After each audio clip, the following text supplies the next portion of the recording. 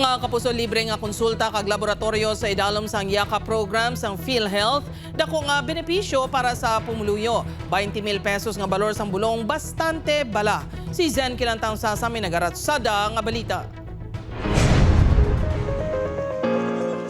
3 katuig na umpisa sang na-diagnose si Chloe sang Arevalo, Iloilo City sang chronic kidney disease. 2 ka beses kada semana ini ginadialysis.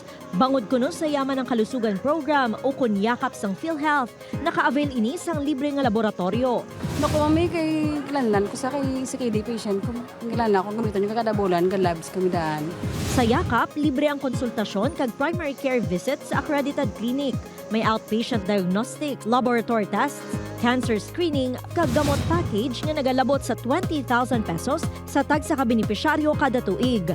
As of June 30, 2026, may 237 yakap clinics kag 177 kagamot providers na nga nag-aakomodar sa mga benepisyaryo sa Western Visayas. Apisar accredited na nga yakap primary care clinic ang La Paz District Health Center. Wala pa sa mga equipment nga naplastar para magiyahan ng mga miyembro sa first patient encounter. Si Manang Ana, luyagid kuntani nga mag-avail sang yakap. Apang bangod wala sang nag-assist nga magpa-register, sa iya na lang ini bata mapatudlo. Pinapatistingan ko nga sa bata ko lang kung ara gid man. Sa Lapus District Health Center, may yakap flow chart halin sa pagparehistro sa PhilHealth, pagpili sang yakap clinic sa eGov o kun sa PhilHealth portal, kag pagpakonsulta. May duha man ka computer nga may kamera. Suno sa PhilHealth, kinahanglan nga i-accommodate ang mga benepisyaryo. Antes pa man ma-accredit ang isa ka facility, gina-inspeksyon ini sang PhilHealth kung nag-comply sila sa mga rekisito. May ara sila dapat nga equipment, no, para na mahimo ang ining proseso. May ara required man sila nga dapat may internet man, no.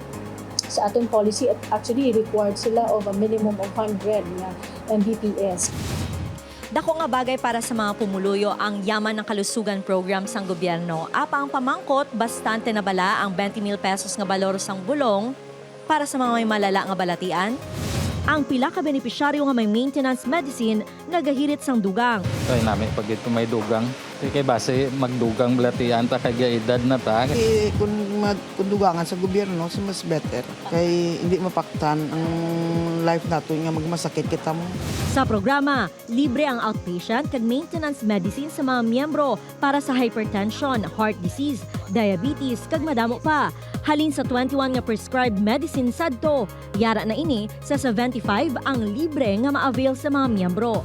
Kung maubos ang 20,000 in a year, ma-out of pocket ng pasyente. Pero the following year, mabalik naman na siya.